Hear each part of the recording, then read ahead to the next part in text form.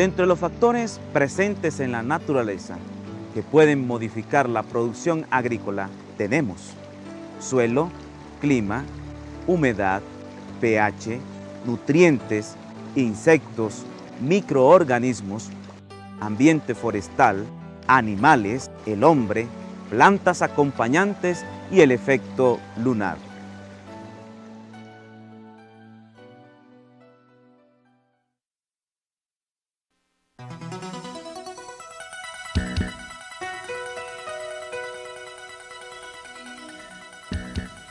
Acerca del suelo hay muchas definiciones. Una de ellas es que es la parte de la tierra donde el hombre realiza un sinnúmero de actividades para poder convivir y subsistir.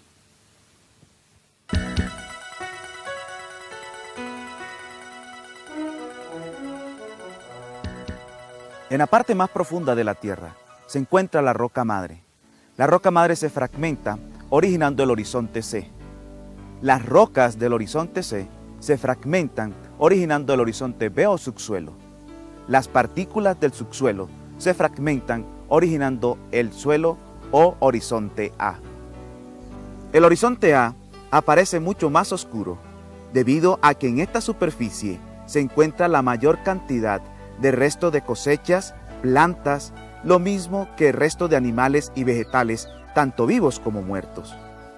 Por la cantidad de estos desechos y restos acumulados en la superficie del suelo, lo llamamos también capa vegetal o capa arable, debido a que en ella se encuentran la mayor cantidad de elementos, tanto macro y micronutrientes, los cuales son adecuados para que los vegetales puedan extraerlos del suelo.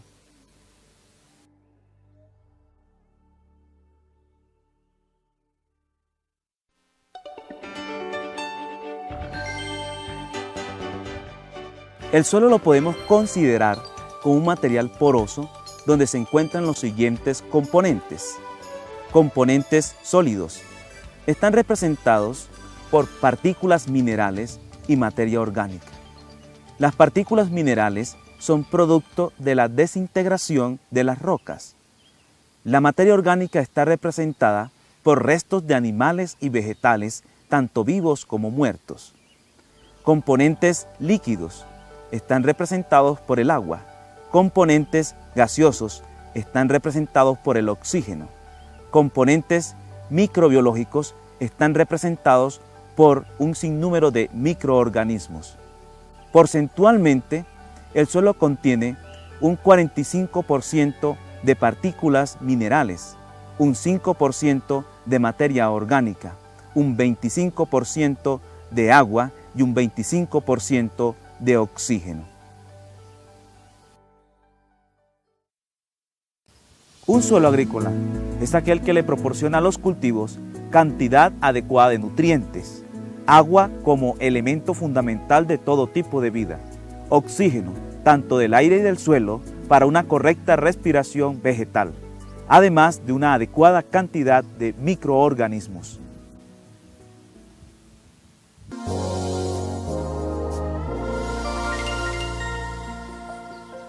Cada planta en particular tiene un tipo de suelo donde presenta un mejor desarrollo. Por eso es importante conocer qué tipo de suelo tenemos para saber si es el adecuado para el cultivo. Si no es el adecuado, debemos buscar alternativas que nos ayuden a acondicionarlo al tipo de suelo que necesitamos.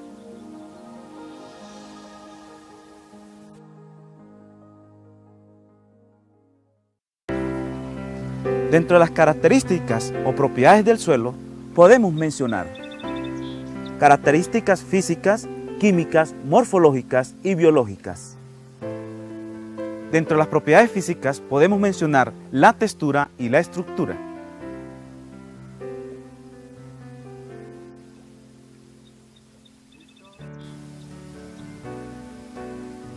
La textura es la relación porcentual entre las diferentes partículas que conforman el suelo. La arena, el limo y la arcilla son las principales partículas que componen el suelo, las cuales presentan diferentes tamaños. La más grande es la arena, el limo es de tamaño mediano y la arcilla es la partícula más pequeña.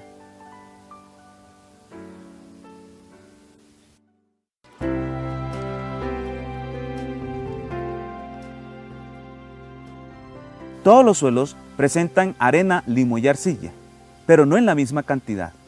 Dependiendo del porcentaje de cada partícula en el suelo, lo podemos clasificar en suelos arenosos, cuando están constituidos por más del 70% de arena. Suelo limoso y franco, presentan menos del 70% de arena y menos del 35% de arcilla. Teniendo en cuenta las consideraciones anteriores, los suelos que presentan cantidades altas de limo con relación a las demás partículas se denominan suelos limosos. Los suelos que presentan cantidades más o menos equivalentes entre arena, limo y arcilla se denominan suelos francos. Suelos arcillosos, cuando tienen más del 35% de arcilla.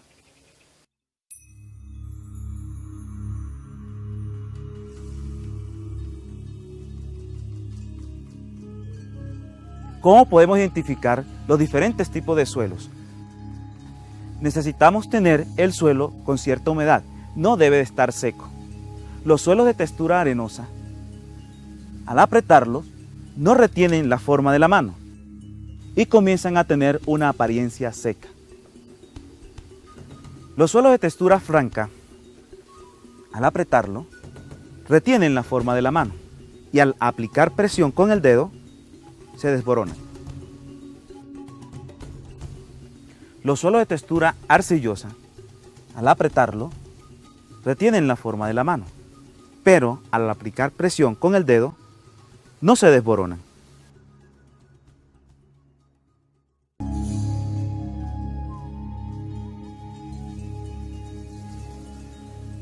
Los suelos francos se subdividen en terrenos franco-arcilloso, franco-limoso y franco-arenoso.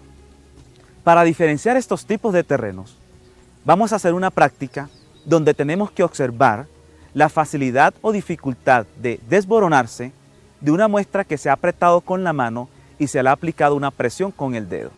Ahora vamos a ver la diferencia entre el terreno franco-arcilloso y un terreno franco-arenoso. El terreno franco-arcilloso se ha humedecido y picado previamente. Se toma una muestra con la mano, se aprieta, al aplicar presión con el dedo, se desborona más lentamente que el terreno franco-arenoso.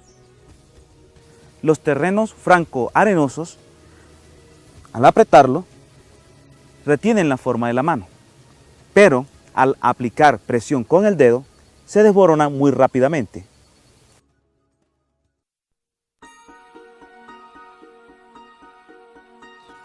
Los suelos francos son los suelos más recomendados para el cultivo de hortalizas, debido a que presentan las características apropiadas de retención de agua, nutrientes, plasticidad y adhesividad, lo cual presenta la oportunidad de un mejor desarrollo de la planta. También reciben el nombre de suelos medianos. De los tres tipos de suelos, los suelos arcillosos son los que mayor contenido de nutrientes presentan, pero debido a su plasticidad y adherencia, se encharcan fácilmente, retienen mayor humedad y cuando están húmedos, son pegajosos. Estos suelos son duros y por lo tanto dificultan el desarrollo adecuado de las hortalizas. Estos suelos también reciben el nombre de suelos gredosos o suelos pesados. Los suelos arenosos son suelos fáciles para laborar, pero no retienen humedad. El agua se filtra fácilmente, llevándose los nutrientes hacia las capas más profundas del terreno, provocando una carencia de estos en la superficie, donde son fácilmente absorbibles. Los suelos arenosos también reciben el nombre de suelos livianos.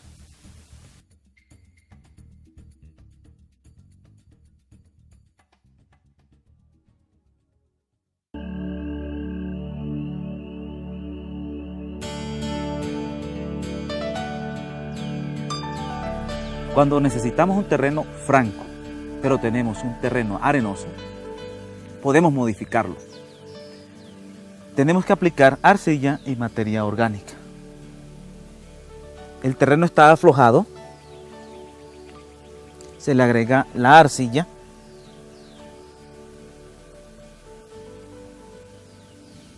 se se le agrega materia orgánica y se mezcla homogéneamente.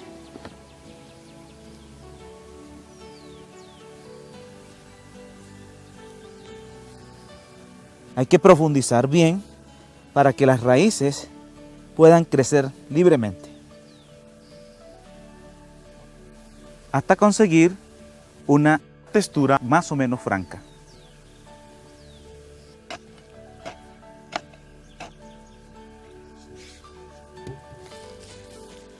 Cuando aplicamos cal a los terrenos arenosos, la cal hace que aumente el tamaño del grano, hace los suelos menos sueltos, aumenta la retención del agua, asemejándolos a los terrenos francos. Cuando vamos a cultivar una planta que requiere un terreno franco, pero tenemos un suelo arcilloso, lo podemos mejorar. ¿Cómo? Utilizando arena y materia orgánica. Lo primero que hay que hacer es seleccionar el lugar, aflojar la tierra, entonces vamos a picar.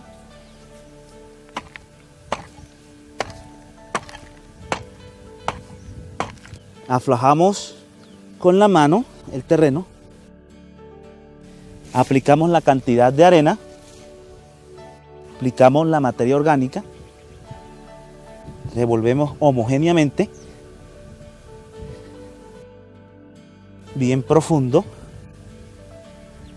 hasta obtener una textura más o menos franca.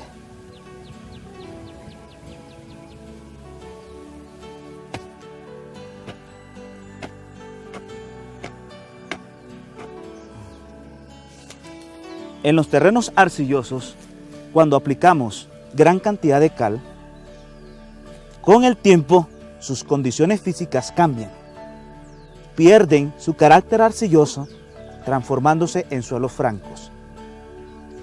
Como sabemos, los suelos francos son los suelos apropiados para la agricultura. La sola aplicación de la materia orgánica a suelos con textura arenosa o arcillosa transforma estos suelos a textura más o menos franca. La estructura es la forma como se unen las diferentes partículas, arena, limo y arcilla, en forma de capa para formar un suelo, agregados o terrones. Según la estructura podemos clasificar los suelos en estructura laminar. Es cuando las partículas del suelo se unen en forma de láminas horizontales, especies de costras. Estas no favorecen el desarrollo de raíces, ya que difícilmente en estos suelos pueden penetrar. Además, su permeabilidad es muy lenta. Estructura columnar. Es cuando las partículas del suelo se unen en forma de columnas con bordes redondeados. Es favorable para las plantas. Su permeabilidad es más rápida. Estructura granular. Es cuando las partículas del suelo se unen para formar terrones pequeños y redondeados como gránulos. Su permeabilidad es moderada. Estructura blocosa. Es cuando las partículas se unen en forma de bloque y de aspecto angular. Estos bloques son de varios tamaños, con bordes redondeados y angulares. Su permeabilidad es moderadamente rápida. Estructura prismática. Las partículas del suelo se unen formando columnas, pero con bordes angulares, asemejando a la figura del prisma. Su permeabilidad es rápida.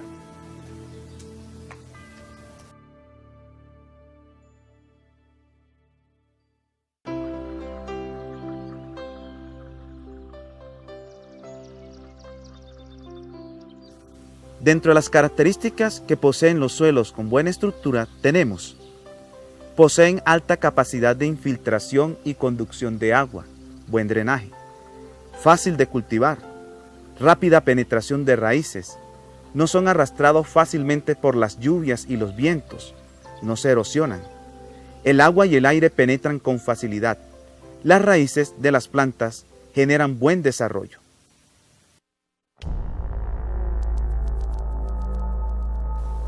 Dentro de las características de los suelos con mala estructura tenemos: son pobres, tienen mal drenaje.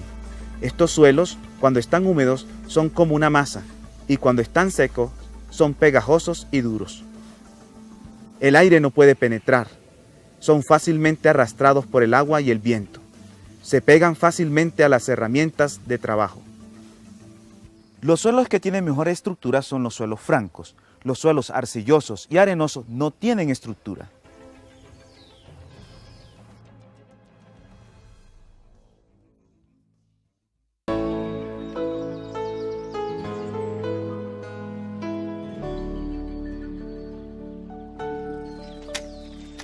Dentro de las propiedades químicas del suelo podemos mencionar el pH, acidez, materia orgánica y fertilidad.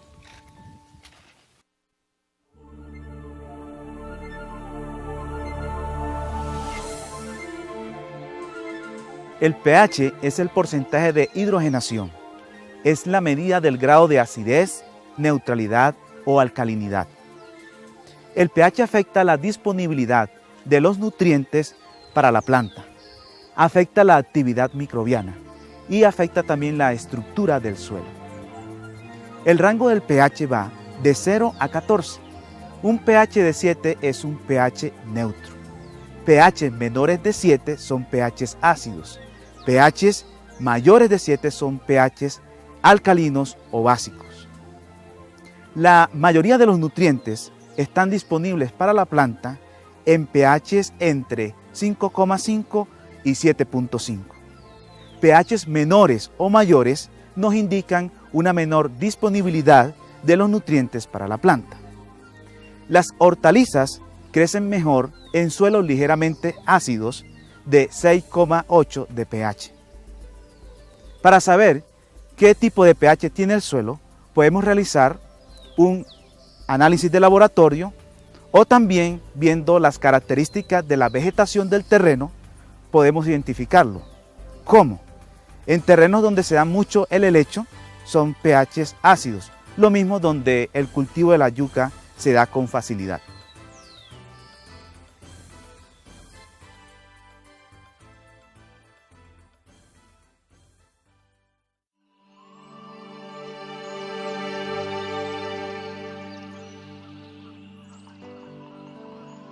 Acidez es el pH bajo del suelo, el cual limita o reduce la capacidad o disponibilidad de nutrientes para poder ser asimilados o absorbidos por las plantas, debido a su alto contenido de aluminio, magnesio e hidrógeno. Neutralidad es el pH base o equilibrado de un suelo, y esto hace que los alimentos y nutrientes sean absorbidos en forma adecuada por las raíces. Alcalinidad es la capacidad que tiene un suelo de poseer altas concentraciones de sodio, y también podemos denominarlo que es el pH alto. Los factores que afectan el pH son las lluvias, presencia de sales, el aluminio y el hidrógeno. Las lluvias se llevan hacia las capas más profundas los elementos, dejando en la capa superficial el hidrógeno y el aluminio, los cuales le dan características ácidas al suelo.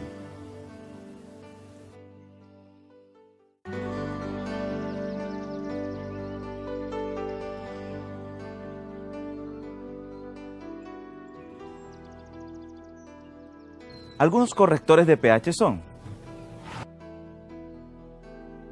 los abonos hechos de solo de estiércol presentan pH alcalino. Los abonos de hoja de pino, aserrín y desperdicio de la cocina dan pH ácido. El azufre acidifica, la cal y el calfos alcalinizan, el yeso acidifica.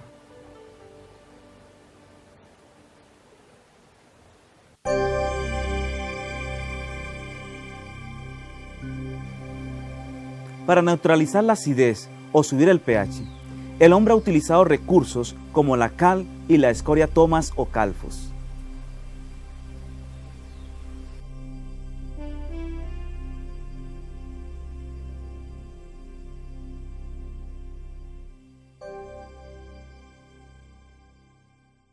Para la producción, el componente más importante es el humus. El humus se origina por la descomposición de la materia orgánica. La materia orgánica se descompone por la presencia de las bacterias. Para que estas bacterias puedan funcionar bien, se necesita de la cal. Un suelo deficiente en cal disminuye la producción de los microorganismos. Por lo tanto, la transformación de la materia orgánica en humus se ve afectada. La cal también afecta la nutrición de las plantas, ya que el calcio es un elemento fundamental en el desarrollo de las plantas. La cal también afecta la constitución de los suelos. Los suelos gredosos o arcillosos se vuelven más sueltos. Los suelos arenosos se vuelven más apretados por la presencia de la cal.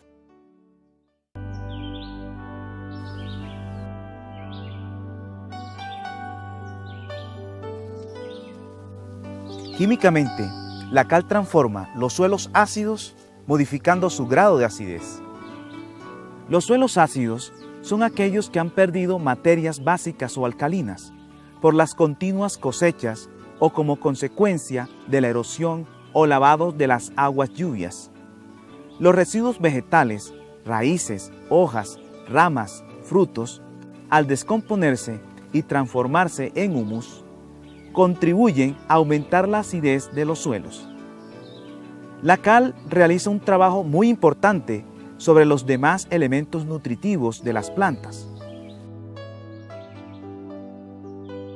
La cal convierte el elemento fósforo en óxido de fósforo, que es la manera como lo asimila la planta. Al potasio lo transforma en óxido de potasio, el cual es asimilable. La cal actúa sobre otros elementos nutritivos como el hierro, el aluminio, el magnesio. La cal impide la formación de sustancias tóxicas producidas por estos elementos.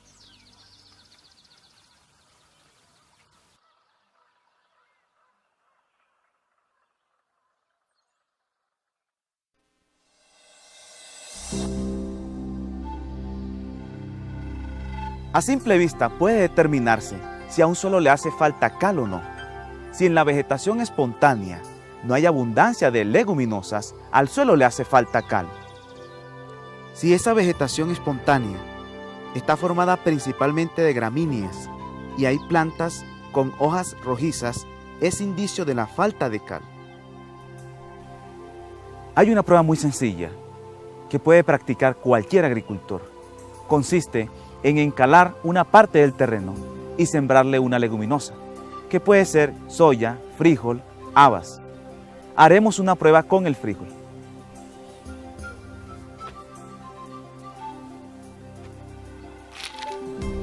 La otra parte del lote se deja sin encalar y se le siembra la misma leguminosa.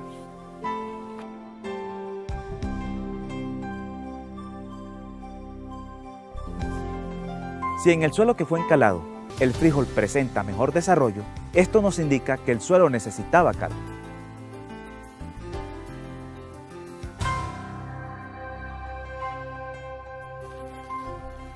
La cal agrícola es el producto formado por un 70% aproximado de carbonato de calcio. En forma natural, la cal agrícola se encuentra en forma de piedra de cal o piedra caliza. Entre más fino sea el polvo de la cal agrícola, más rápida es su acción, pero también está más expuesta a ser arrastrada por el agua. La cal dolomita es un producto de una combinación de carbonato de calcio con un 57% aproximado y carbonato de magnesio con un 24% aproximado. La cal dolomita se utiliza en terrenos ácidos con deficiencia en magnesio. La cal viva es el mismo carbonato de calcio que ha sido tratado en hornos. El carbonato de calcio se transforma en óxido de calcio. La cal viva tiene una acción más rápida y más fuerte, pero su tiempo de duración es más corto. También presenta el inconveniente de que quema la materia orgánica. Por eso no se recomienda en terrenos ricos en materia orgánica. Se recomienda mejor en terrenos arcillosos.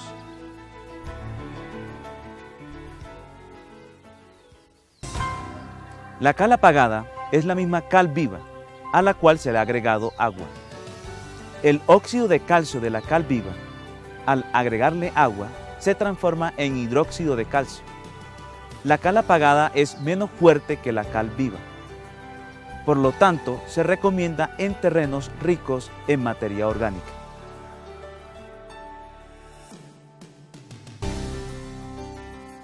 Escoria Thomas o Calfos es un producto de la industria del acero. Presenta un contenido relativamente alto de pentóxido de difósforo. Tiene aproximadamente un 14% de fósforo. Se utiliza en suelos ácidos deficientes en este elemento.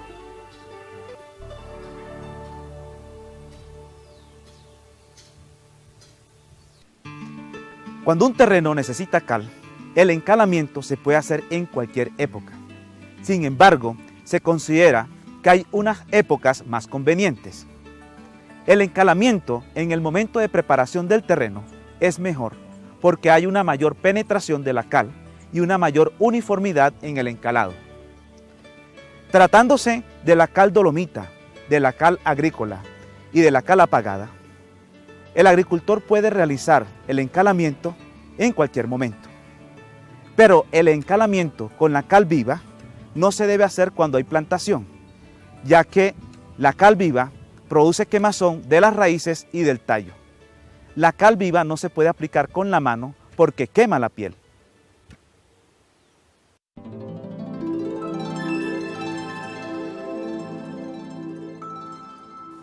La aplicación al boleo consiste en esparcir la cal con la mano, con el objetivo de que quede bien distribuido. La aplicación de cal utilizando la pala consiste en hacer montones de cal cada 20 o 25 metros de distancia uno de otro, para luego regarla uniformemente sobre el suelo con la misma herramienta.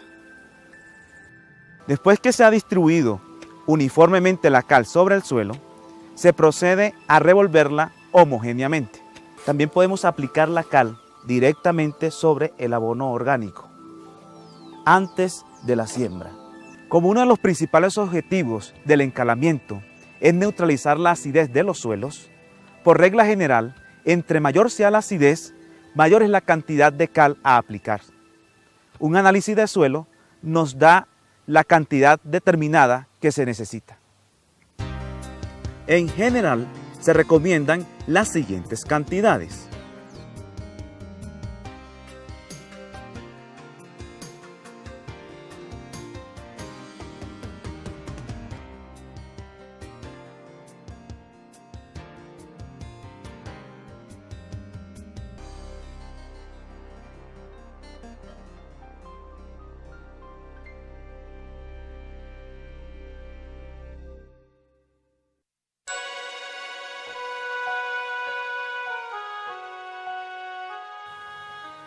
El manejo de la materia orgánica sobre los suelos es de capital importancia en los métodos de producción orgánica de cultivos. La materia orgánica trabaja de la siguiente manera. Mejora la estructura y la capa de cultivo del suelo. Mejora la aireación y penetración del agua y retiene la humedad. Suministra humus. Evita cambios bruscos de pH. Suministra carbono, que es una fuente de energía para los microorganismos del suelo. Suministra reserva de alimentos, particularmente nitrógeno y fósforo.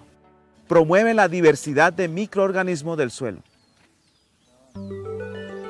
La fertilidad es la capacidad que tiene un suelo de producir grandes cantidades de cosechas, debido a las excelentes cantidades de nutrientes que presentan, pero que a la vez pueden ser usados por las plantas.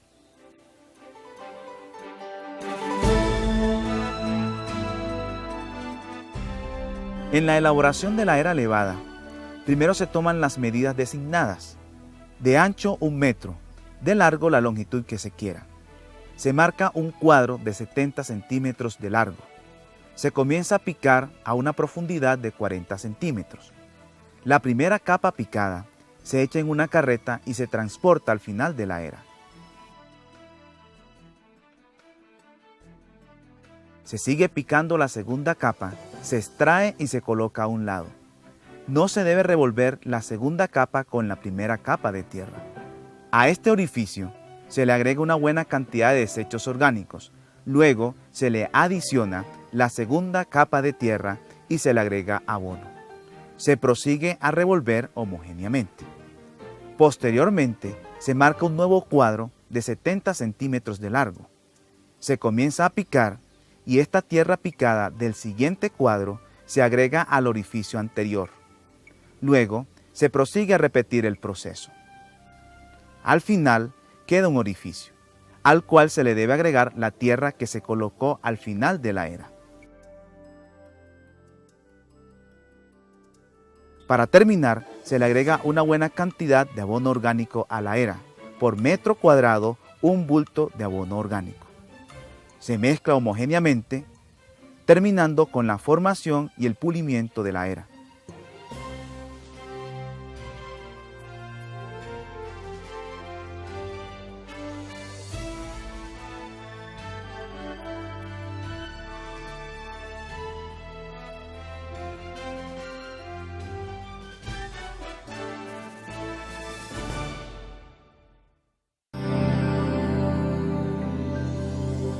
Para hacer un semillero, podemos hacer una estructura que tenga 2 caídas de agua. Las paredes forradas en polisombra para que no le entren las plagas. El techo lo podemos hacer de plástico, con el objetivo de protegerlo de las lluvias. En zonas donde hace mucho sol, se le coloca debajo del techo polisombra, con el objetivo de protegerlo de los rayos solares. Para colocar los vasos donde vamos a sembrar la semilla, podemos hacer una estructura en forma de mesa que puede ser de madera o de guadua.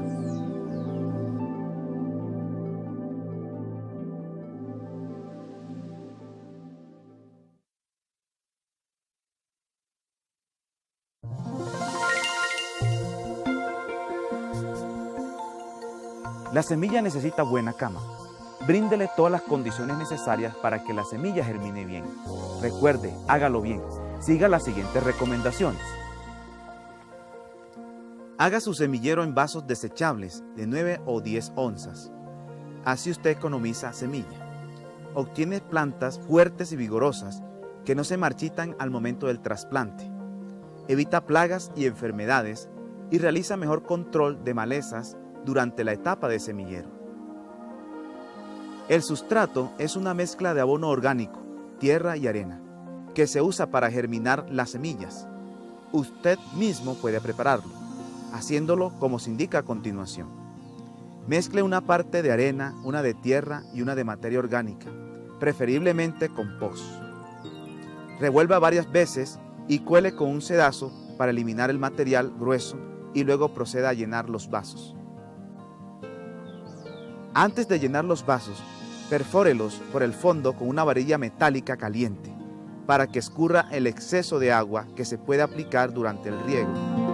Luego, llénelos con el sustrato que preparó, dejándoles 1 centímetro de borde sin llenar. Esto le ayudará a extraer el contenido del vaso al momento del trasplante y evitará que el agua de riego se derrame. Muchas veces sucede que después del riego, el sustrato se baja a la mitad de los vasos. Para evitar esto, golpéelo suavemente contra el piso durante el llenado.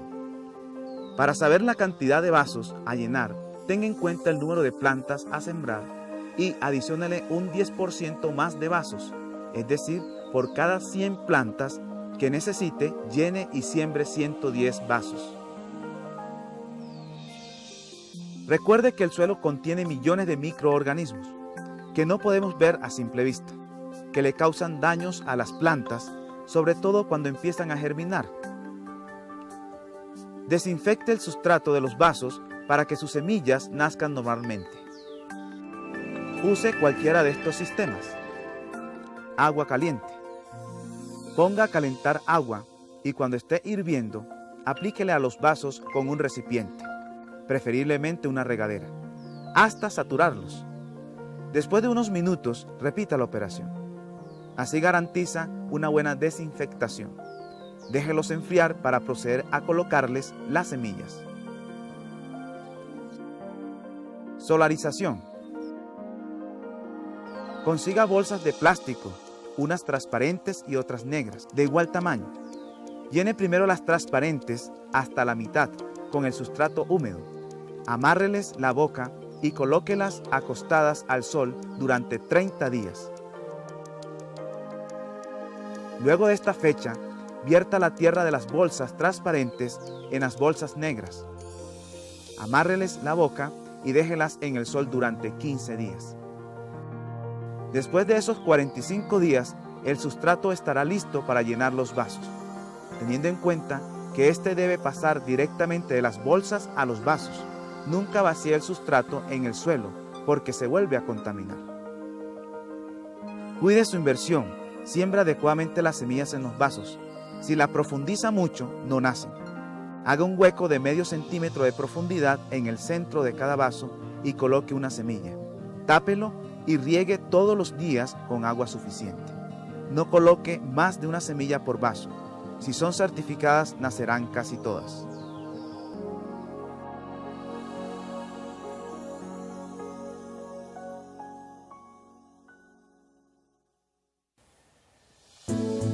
Para evitar el deterioro de los suelos por causa de la erosión, es bueno comenzar a utilizar prácticas adecuadas, como las siembras en curvas a nivel, barreras vivas, terrazas, desagües, labranza mínima, coberturas vivas y coberturas muertas. Las siembras en curvas de nivel se utiliza para hacer siembras siguiendo la forma del terreno. Así evitamos que el agua lave el suelo o se produzca escorrentía sobre la pendiente. Se puede usar un agronivel. Se trazan curvas que sirven como guía y se siembra de acuerdo a estos trazos. Los trazos de las curvas a nivel siempre se deben iniciar del lado de arriba del terreno, hacia abajo. Para trazar, se pone una pata del agronivel en estaca guía y la otra se va moviendo hacia abajo o hacia arriba hasta lograr el nivel. Y se coloca la estaca. Luego alzamos el agronivel y la pata que teníamos fija la colocamos en la estaca que acabamos de clavar. Y volvemos a repetir la operación anterior hasta lograr el nivel. Luego seguimos hasta marcar todos los puntos necesarios. Para corregir la ubicación de las estacas y lograr una curva mejor, nos colocamos a un extremo y observamos las estacas que se encuentran muy salidas de la curva y las reubicamos. Por cada 10 estacas ubicadas en la curva, podemos reubicar 3.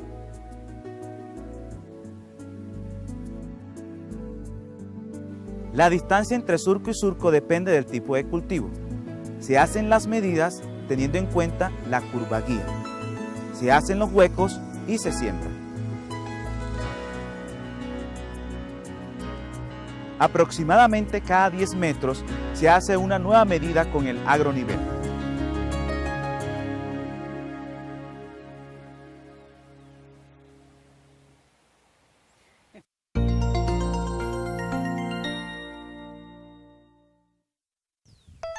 El agronivel es la herramienta número 1 de los agricultores que cultivan en ladera. Es muy fácil de manejar y también de construir, puesto que para hacerlo utilizamos materiales que podemos encontrar en nuestras fincas. Materiales usados: 2 varas de 2 metros bien recta, una vara de 1 metro bien recta, pita o cabulla, una piedra de 1 libra más o menos. Construcción: se cogen las 2 varas de 2 metros, se unen en un extremo de forma que queden bien iguales. Se amarra bien fuerte de manera que no se corra. Debe quedar más o menos a una distancia de 7 centímetros entre el nudo y la punta de las varas. Luego medimos desde donde quedaron amarradas las varas hasta la mitad de cada una de estas. Se marcan los puntos y sobre el punto que queda en cada vara o al lado de arriba se amarra cada extremo de la vara de 1 metro. Debe quedar bien fija. Se debe tener en cuenta que entre las 2 patas de la A que se ha formado, tiene que existir una distancia de 2 metros. Luego de estar lista la A, procedemos a colocar la plomada, amarrando la piedra con la pita y colgando el otro extremo de la pita de todo el centro del nudo que une las varas de 2 metros. Para marcar el punto centro donde debe pegar la plomada, tenemos que hacer lo siguiente. En terreno más o menos plano, se coloca el agronivel y en el punto donde queda cada pala se clava una estaca.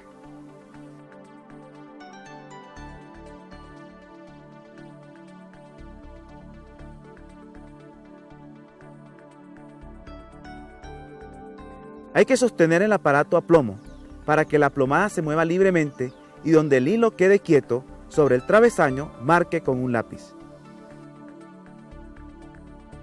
Luego se le da vuelta al aparato, quedando cada pata en el sitio exacto donde estaba la otra.